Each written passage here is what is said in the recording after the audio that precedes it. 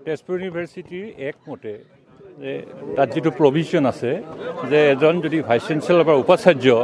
মোৰ then 30 days যদি out of station থাকে অফিচৰ পৰা বাহিৰত যদি থাকে তেতিয়া এজন ভাইচ চেঞ্চেলৰ থাকিলে তেখেতে সেই চাৰ্জ ল'ব পাৰে অথবা যদি ভাইচ চেঞ্চেলৰ নাথাকে যিজন ছিনিয়ৰ মোষ্ট প্ৰফেচাৰ হয় তেওঁ এজ এক্টিং ভাইচ চেঞ্চেলৰ তেওঁ সেইটো এচিউম কৰিব পাৰে সেই মৰ্মে ল'ৰা ছোৱালীৰ যিখিনি কষ্ট হৈছে যোৱা ৭৫ দিন ধৰি আৰু আমাৰ যিটো একাডেমিক এনভাইৰনমেণ্ট যিটো সেই ব্যৱস্থাটো যাতে নৰ্মেল ছিলে আমি ঘূৰাই আনিব পাৰোঁ তাৰোপৰি আমাৰ যিটো ৰিচাৰ্চ এনভাইৰনমেণ্ট আছে সেইটো যাতে আমি অটুট ৰাখিব পাৰোঁ এই সকলোৰে স্বাৰ্থত আৰু সকলোৰে ৰিকুৱেষ্টত মই এজ এক্টিং ভাইচ চেঞ্চেলৰ হিচাপে মই এই ভাৰ গ্ৰহণ কৰিলোঁ আৰু মোৰ উদ্দেশ্য হ'ব ছাত্ৰ ছাত্ৰীসকলৰ যাতে এটা সুস্থ পৰিৱেশ বাতাবৰণ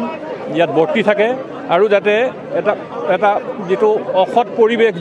যিটো তাৰমানে দুৰ্নীতিমূলক যিটো পৰিৱেশ সেই যাতে দুৰ্নীতি নিৰ্মূল কৰি আমি এটা সততাৰে তেজপুৰ বিশ্ববিদ্যালয়ক আমি প্ৰগতিৰ পথত আগুৱাই লৈ যাব পাৰোঁ হয় ৭৫ দিনে আমি আশা কৰিছিলোঁ যে আমাৰ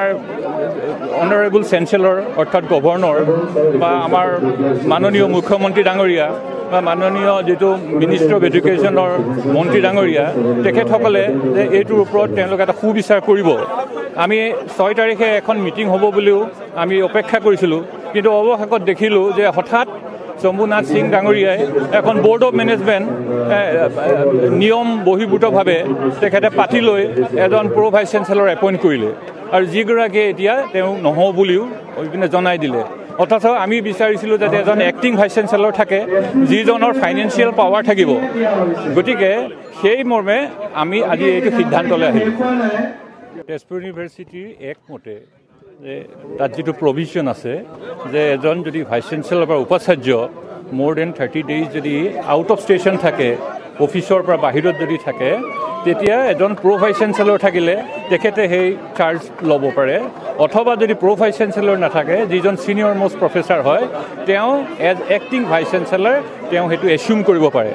সেই মৰ্মে ল'ৰা ছোৱালীৰ যিখিনি কষ্ট হৈছে যোৱা ৭৫ দিন ধৰি আৰু আমাৰ যিটো একাডেমিক এনভাইৰনমেণ্ট যিটো সেই ব্যৱস্থাটো যাতে নৰ্মেল ছিলে আমি ঘূৰাই আনিব পাৰোঁ তাৰোপৰি আমাৰ যিটো ৰিচাৰ্চ এনভাইৰনমেণ্ট আছে সেইটো যাতে আমি অটুট ৰাখিব পাৰোঁ এই সকলোৰে স্বাৰ্থত আৰু সকলোৰে ৰিকুৱেষ্টত মই এজ এক্টিং ভাইচ চেঞ্চেলৰ হিচাপে মই এই ভাৰ গ্ৰহণ কৰিলোঁ আৰু মোৰ উদ্দেশ্য হ'ব ছাত্ৰ ছাত্ৰীসকলৰ যাতে এটা সুস্থ পৰিৱেশ বাতাবৰণ ইয়াত বৰ্তি থাকে আৰু যাতে এটা যিটো অসৎ পৰিৱেশ যিটো তাৰমানে দুৰ্নীতিমূলক যিটো পৰিৱেশ সেই যাতে দুৰ্নীতি নিৰ্মূল কৰি আমি এটা সততাৰে তেজপুৰ বিশ্ববিদ্যালয়ক আমি প্ৰগতিৰ পথত আগুৱাই লৈ যাব পাৰোঁ হয় ৭৫ দিনে আমি আশা কৰিছিলোঁ যে আমাৰ অনাৰেবল চেঞ্চেলৰ অৰ্থাৎ গভৰ্ণৰ বা আমাৰ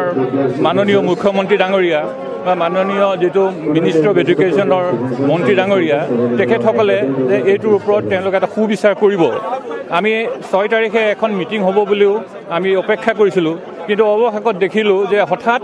শম্ভুনাথ সিং ডাঙৰীয়াই এখন বৰ্ড অফ মেনেজমেণ্ট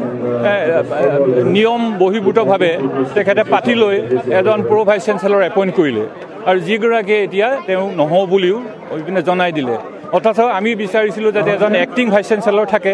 যিজনৰ ফাইনেন্সিয়েল পাৱাৰ থাকিব গতিকে সেই মৰ্মে আমি আজি এইটো সিদ্ধান্তলৈ আহিলোঁ